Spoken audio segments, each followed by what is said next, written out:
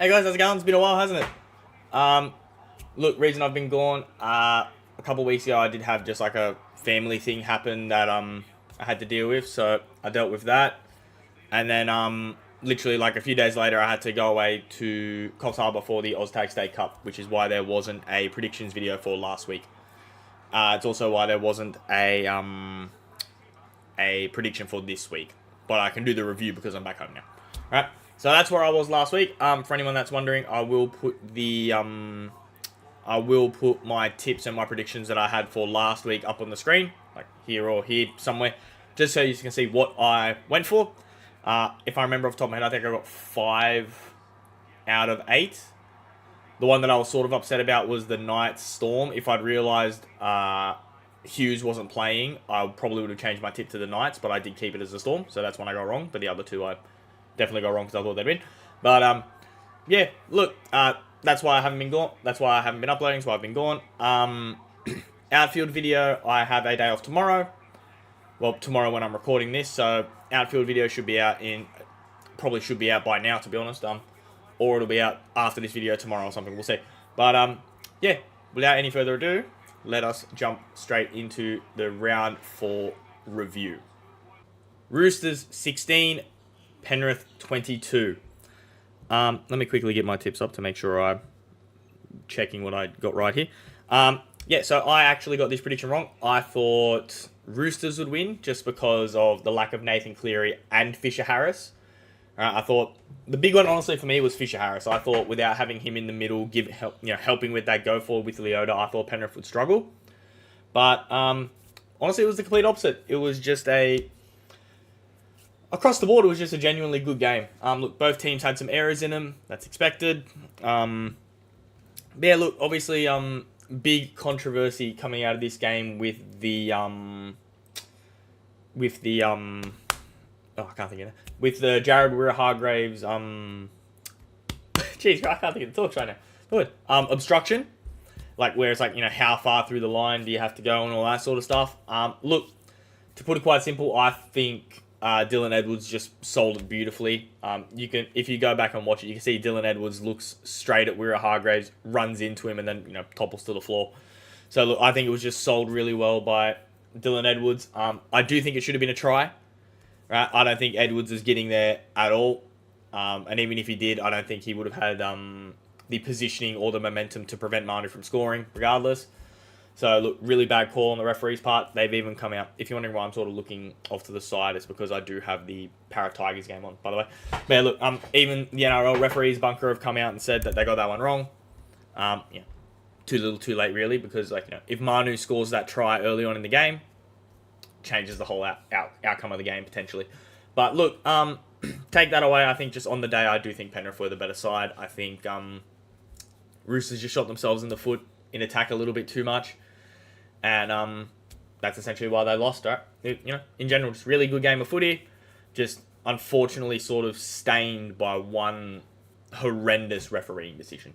Right? Across all parties. You can't just blame the referee on the field. The bunker. Like, look, everyone talks about it. There needs to be some common sense in the game of rugby league. I've said it before.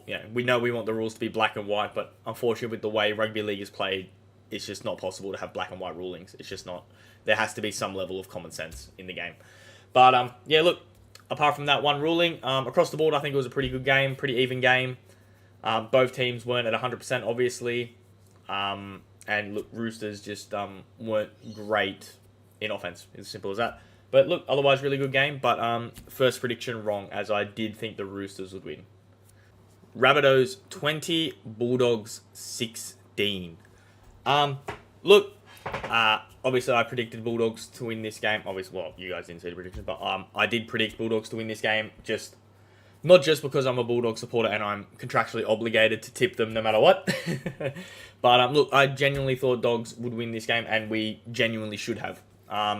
Let me quickly bring up the stats. I didn't bring them up for the Roosters game, but I didn't really need to.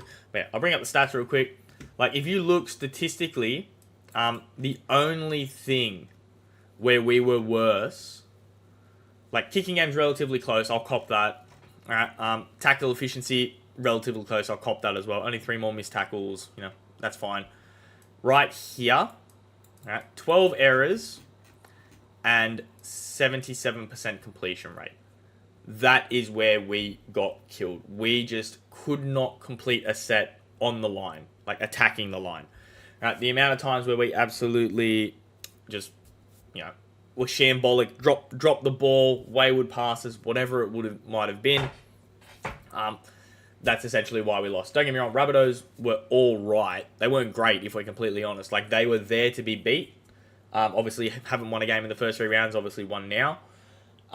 So look, they were there to be got at, but Dogs' attack on the line just wasn't strong enough.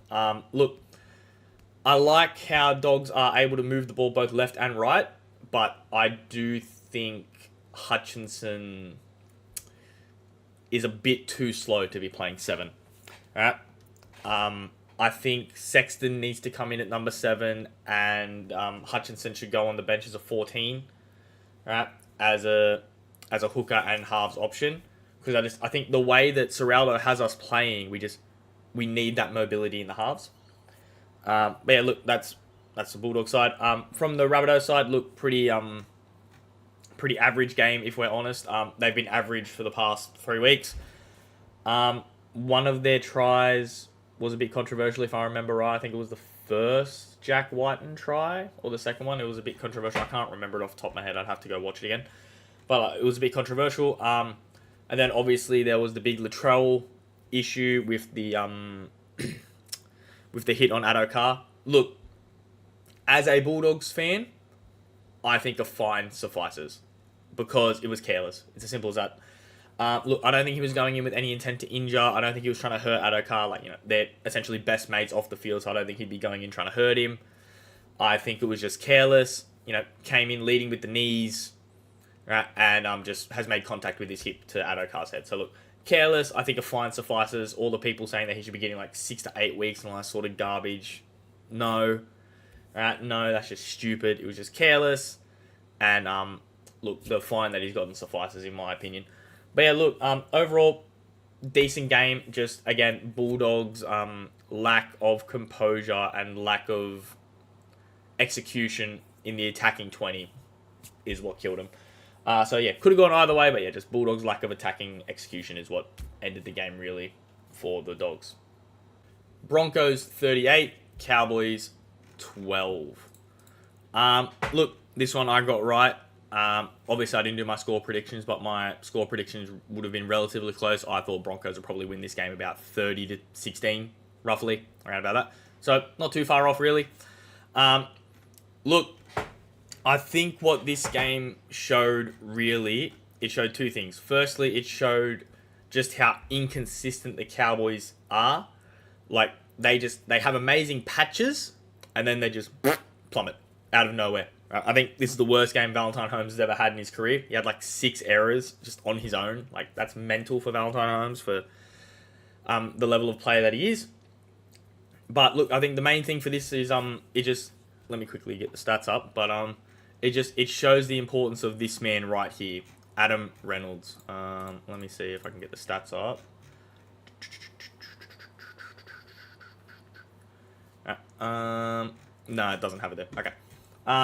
But yeah, look, just the importance of this man here, Adam Reynolds. Obviously, they were without Reece Walsh, which is a big loss for them. Don't get me wrong, but I think having Reynolds there just to steer the ship, giving Ezra Mam his freedom, Cobbo his freedom.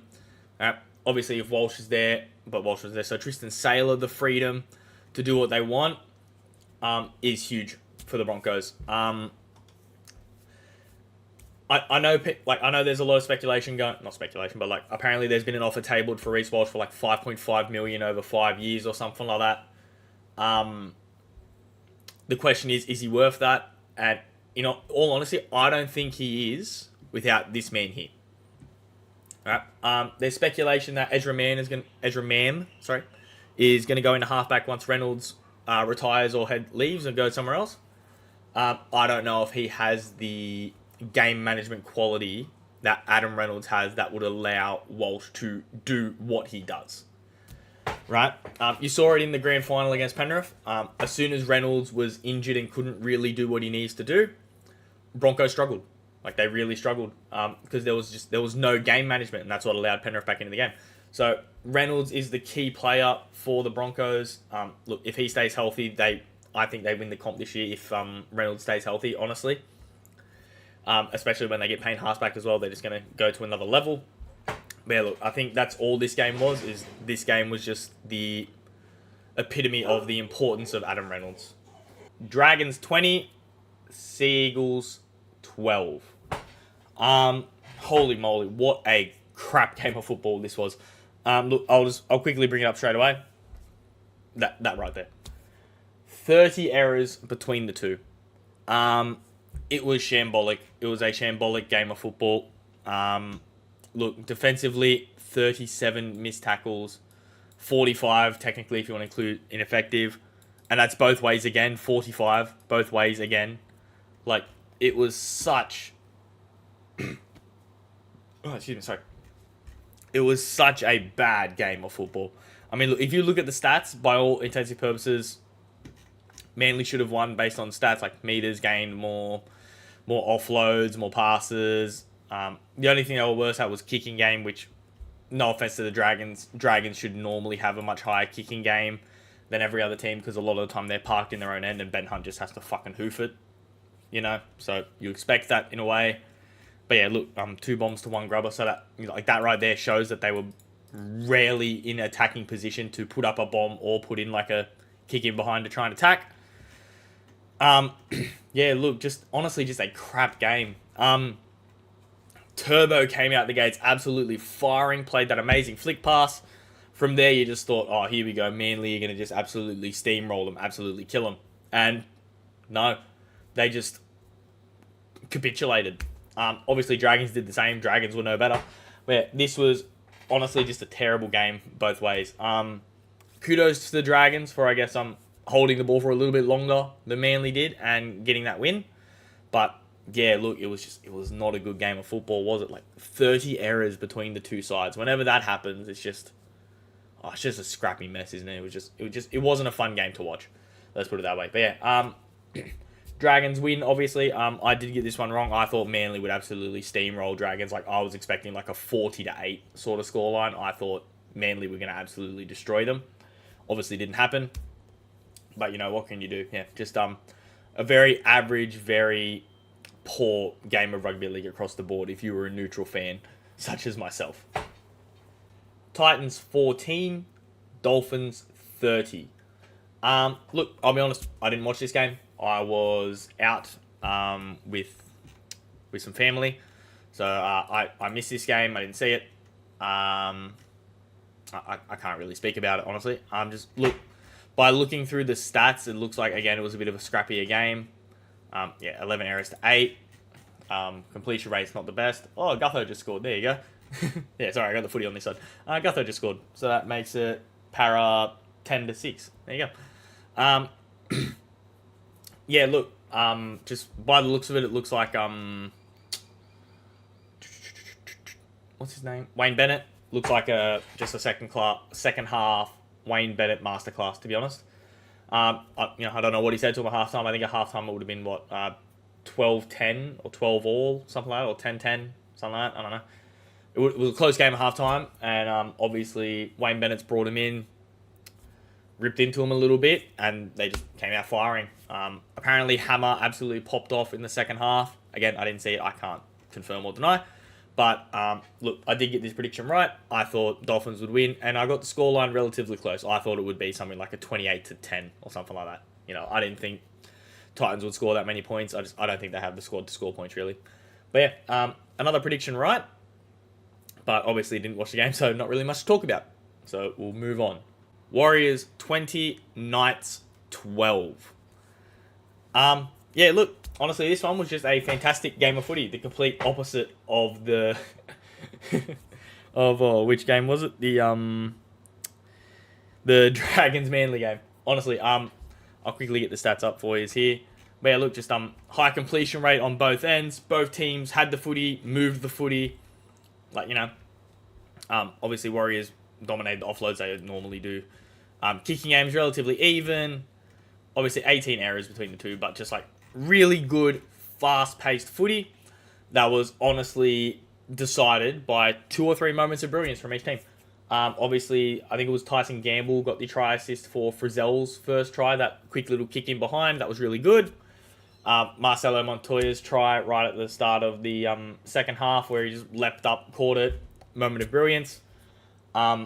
Seeing Tuivasa-Sheck back at fullback was a sight to behold. There was one run where he burned 3 people with the left foot, just boom, boom, boom, burned them and took off. You love to see it. Yeah, look, honestly, not much to talk about out of this game. Just a genuine good game of footy where the players that you expected to step up, stepped up. Right? As I mentioned, Tuivasa-Sheck, really good game. Ponga had a really good game. Marcelo Montoya played really well. Tyson Frizzell always plays well. Bradman Best had a good game. The only sort of talking point, I guess, in a way, would be Metcalf. Obviously, he's done something to his ankle, shin. As far as I'm aware, at the time I'm recording this, there hasn't been an official report as to what he's done. So hopefully it's just a burner and nothing too serious, because he's a fantastic young player that's unfortunately just been riddled with injuries so far at the start of his career. So hopefully Metcalf's all good. But yeah, look, just a genuine, fantastic game of footy to watch as a neutral. Really good game, back and forth. The top players doing what they do best and controlling the game. Forwards, hitting each other, bashing each other, backs all working. Just a really good game of footy across the board, this one, with a Warriors win, which I did predict. I did think Warriors would win this one. Scoreline, I thought Warriors would probably win by a little bit more, but Warriors end up getting a win, so can't be upset with that one. Sharks 36, Raiders 22. Again, another second half masterclass like the Dolphins game. I was talking to a mate about this, actually. Sharks have, 3 or 4 forwards out, right? So you always knew that Raiders would start off strong because they do have such a strong forward pack. But I think the thing that really killed the Raiders was is their bench. Raiders have a good starting squad, but anything bench downwards is average at best, unfortunately. And it showed in the scoreline. I'll quickly get the stats up. Oh, wrong button. All you got to do is look here. So while they would have had their main forwards on, get that go forward, 3 tries. The moment they would have gone off, conceded 3. Right? And that's the problem. Oh, excuse me, sorry. That's the problem for the Raiders, is they just, outside of their starting lineup, they have no one. They don't really have anyone. So if you can sort of withhold that first 20, 25 minutes until their main forwards like Tarpany and Papali'i go off, you can just steamroll them. And I think that's what happened. I don't think Papali'i and Tarpany, or Torpany, no, it is Tarpany, yeah, Tarpany. I don't think they came back on until maybe the 55th, 56th minute or something like that, where, Sharks had their roll on, right? And you can't be doing that against the top side like Sharks. So, yeah, look, I think another one I predicted correct. I did think Sharks would win. I thought Sharks would win by about 10. I thought it would be about 30-20, so I'm not too far off again. But yeah, look, statistically, pretty much an equal game, honestly. They were very similar in majority of their stats, right? Passing, very similar. Kicking games, very similar. Right? Tackles made, very similar. Negative play, or identical. Right? So it was a very equal game across the board. It's just a case of when the Raiders main forwards went off, Sharks were able to take advantage. It's as simple as that. And I think that's the key to beating the Raiders this year. If you can take advantage of when Papali'i and Tarpany go off, you can just steamroll them. And then it's very hard to build back when you don't have a extremely strong squad, which the Raiders don't have, honestly. They got good young backs, but I think they're young. They're inexperienced. So they're going to make mistakes, especially when you're on the back foot and they feel like they have to rush to try and score points, which I think is exactly what happened in this game here. But yeah, look, other than that, again, a really good game, just with the Sharks being a bit more clinical in the attack, leading to the win. So yeah, another prediction correct this week. Eels 16, West Tigers 17. What a good game of footy. It actually just finished. I was obviously recording the other games while it was on, so I was watching it on in the background. And look, it was just genuinely a good game of footy. I think. Okay, so we'll start with Parramatta. Obviously without Moses, so their attack was shit. For lack of a better term, it was shit. They had absolutely no idea what they were doing in the attacking third. Let me quickly get the stats up. I'll see if the stats sort of back it up. But yeah, like just... unfortunately, it doesn't show like in attacking third and all that sort of stuff, like tackles in the 20 and all that sort of stuff. But yeah, the amount of ball that Parramatta had down there, they should have come away with more points. It's as simple as that. They probably should have scored another 2 tries on top of what they did. But yeah, look, the loss of Moses, I guess, is too much for him. So it shows how important he is to this Parramatta side. So yeah, look, I don't think they played bad. I genuinely just think it's not having Moses. I think Dylan Brown played well, but he's not a halfback. You know, he's not the guy that's going to control the game for you. Anyone that watched the game would have seen in that final 15, 20 minutes, Gutho was at first receiver organising. Right? And that's like, you can't have your fullback doing that. You need your fullback like getting involved in the attack. Right? He can't be the first receiver. Right? So look, I think that's all it is really from Para's end, is just that lack of Moses, which is worrying because he's out for a couple of weeks, I think. So that's worrying for the for the Eels. Right? And then we move over to the West Tigers. Look, obviously, if you're a West Tigers fan, be happy, celebrate another win, but let's be a bit realistic for a second. What, you versus Sharks last week, was it? Let me get it up. Yep. So you versus Sharks last week, where they had none of their forwards. Still a really good win last week, because regardless of that, like if you look at the Raiders this week, the Raiders should have done what Tigers did last week and absolutely destroyed Sharks without the players that they had, but they didn't. So really good on the West Tigers for doing that. But this week, what was I going to say? Look, I think this week's a bit more of a little bit of a reality check, right? Where a strong defensive side was able to keep them at bay. And it took a few moments of brilliance from the likes of Cesar and Galvin to get them the win, right? Like that wrap play from Cesar, that's not a planned thing. That's just he saw it was on and he swept, created the overlap for Olam. And then Galvin just took on his one-on-one, managed to beat him and got away a really good offload. Right? So very easily, Eels could have won this game. I'm really happy that the Tigers have won it because, as a Benji fan, I am a little bit of a fan of the Tigers, a little bit just because I loved Benji growing up. But yeah, I think people also need to tone it down with the Benji Marshall talk. I don't think he's a super coach, like people are starting to say already. Like, 2 wins on the bounce, he's going to be amazing. Right. Like, especially commentators, they need to chill just a little bit. But yeah, look, the potential is there for the West Tigers, 100%. I don't think they'll make top 8, but they can definitely sort of fight for that sort of maybe 10 to 14th range. I think that's sort of where they'll be sitting right now, just while they sort of build into the new era under Benji. But yeah, look, other than that, it was a really solid game. Again, I think if Moses is playing, I think Tigers get dominated. The amount of wasted ball that Para had was ridiculous. But look, I did get this prediction right. I did actually tip Tigers to win. So I did get that one right. I did think they'd probably win by an extra try or 2, as I said. But yeah, look, no Moses, no good for Parramatta. That's, I guess, the end of it. But yeah, with that said, guys, that is my round 4 review. My predictions video for round 5 prediction videos for round 5 will be back. Right now that I'm back home, settled back in with everything, I haven't got any family stuff going on anymore, so we're all good there.